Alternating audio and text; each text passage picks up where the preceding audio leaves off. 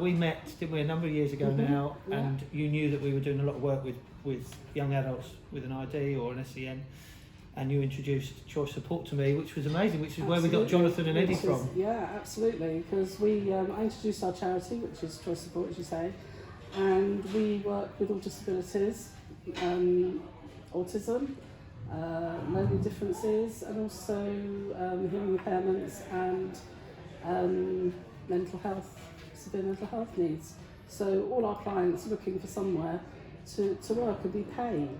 Everybody wants them as volunteers, but very few people want to employ them. But what was amazing for me was that we were able to, you allowed us to take some work experience first, didn't we? So there was no pressure. No. We didn't have to employ these people if it didn't work out.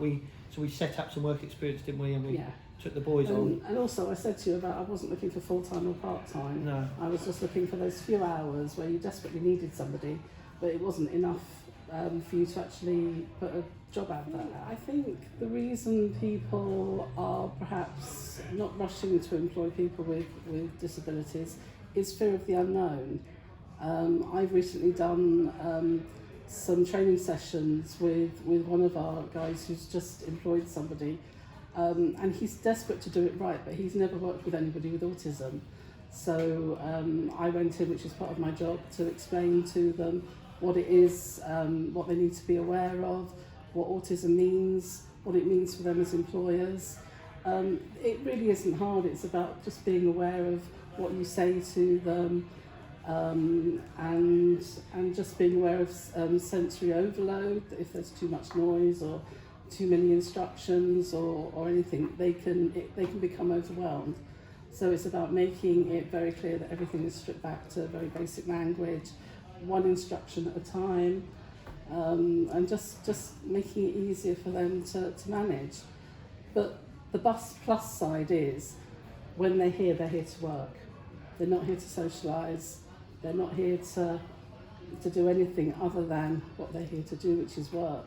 So I'm sure you know. Well, but the amazing experience we've had is going back to one of those fears, was that as an employer, you assume that when you're presented with someone who needs some employment that may have a disability, that actually what they're looking for is 3, 4, 5 days a week, maybe full-time hours. And of course it's not, is it? It's just those couple of hours, which, especially for our industry, actually is perfect.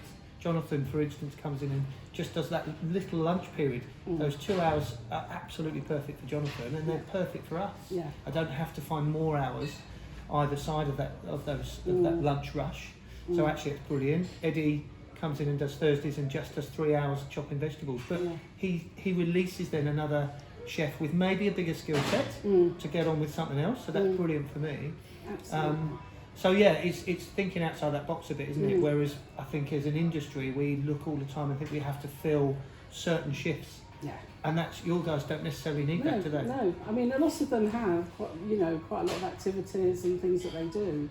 So actually, 2 or 3 hours a week is probably enough for them. A, because they get tired, and B, because they have all these other things that they do and social activities which are really important to them. But they still want to be part of the community.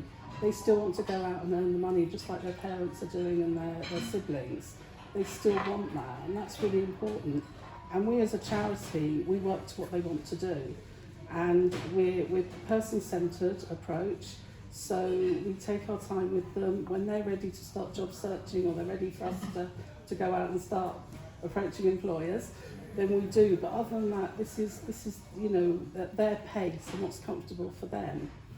And I must say, as an employer, that actually I would argue there's times where I even get more out of them. They're never late. They're not on their phones. They're not checking Snapchat and Facebook, and they don't go for cigarette breaks. They're brilliant, absolutely brilliant. Because this is their place of work, and that's what they're here to do, and they know they get paid to do their job. They're so committed, so it's lovely for us. Thank you. Totally. And the lovely thing is, when I've popped in to see the guys and you're not here, all the rest of your staff tell me how great they are and how well it's working, and that's so special.